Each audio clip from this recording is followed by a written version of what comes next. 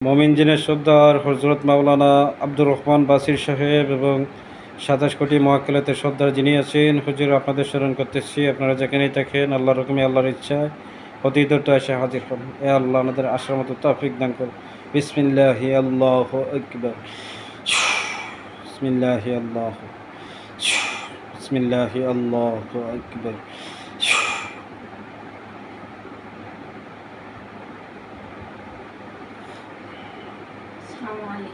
ওয়ালাইকুম আসসালাম রহমতুল্লাহ। হুজুর ভালো আছেন আপনারা?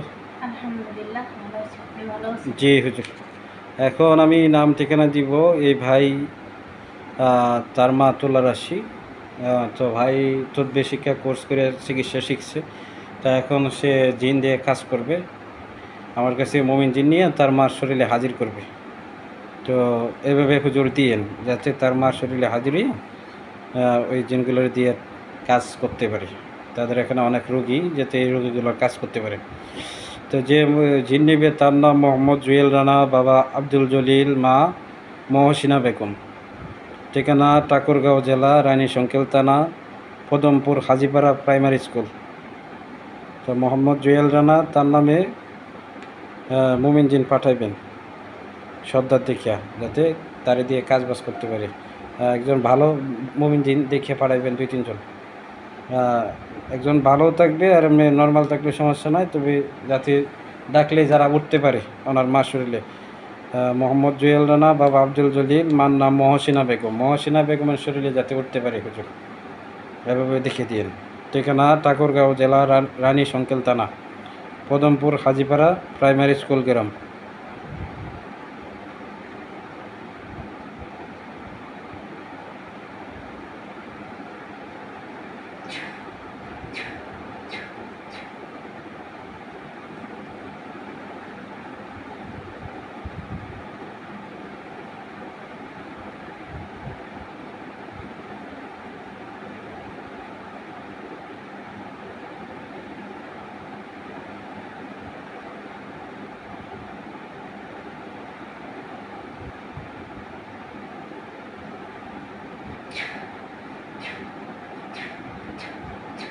জি হুজুর, দেওয়া হয়েছে।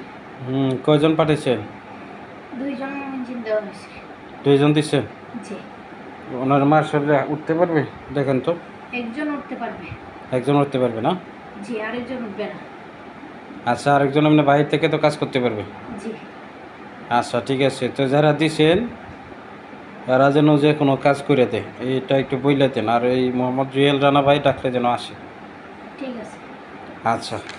তো এখন এই আরেকজন জিন নিবে, সে বুজুর্গ জিন নিবে। সে মানুষের উপকার করে, ভালো কাজ করে।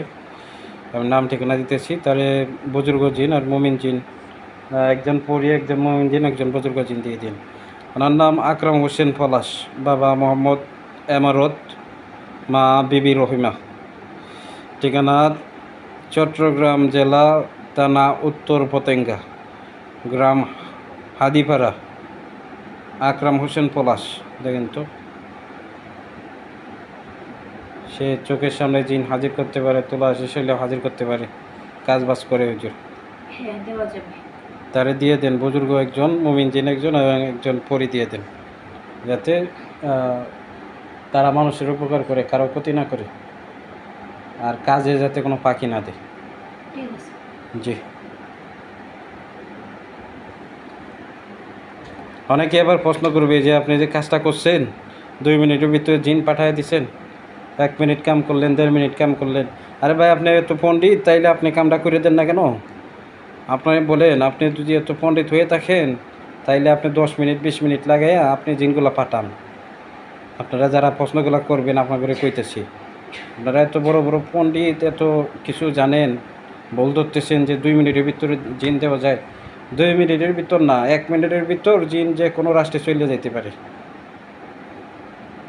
অনেকেই আছে প্রশ্ন কইরা জ্বালা এলায়। আপনাদের তো কই নাই যে আমার কাছে জিন নেন। জি হুজুর। ওনারে দিয়েছেন কয়জন? একজন বুজুর্গ দেওয়া হয়েছে, হুম। একজন পরে দেওয়া হয়েছে, একজন মমিনজিৎ দেওয়া হয়েছে। হ্যাঁ, যারা দিচ্ছেন ওরা তো যে কোনো ভালো কাজ করে দেবে ইনশাআল্লাহ। হ্যাঁ, যে কোনো ভালো কাজ করবে।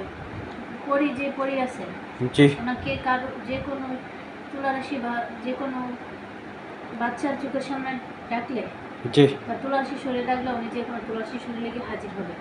পরিটা জি পরিটা ওনার কোনো নিয়মকানুন নাই, তো বুজুর্গ যিনি আছে ওনাকে ডাকতে হলে নিয়মকানুন আছে, আপনি বইলা দিয়ে। আচ্ছা আচ্ছা ঠিক আছে। তো আপনি একটু ধীরে ধীরে চলে যান বাম পাশে রাইখা। বাম পাশে। ওয়ালাইকুম আসসালাম।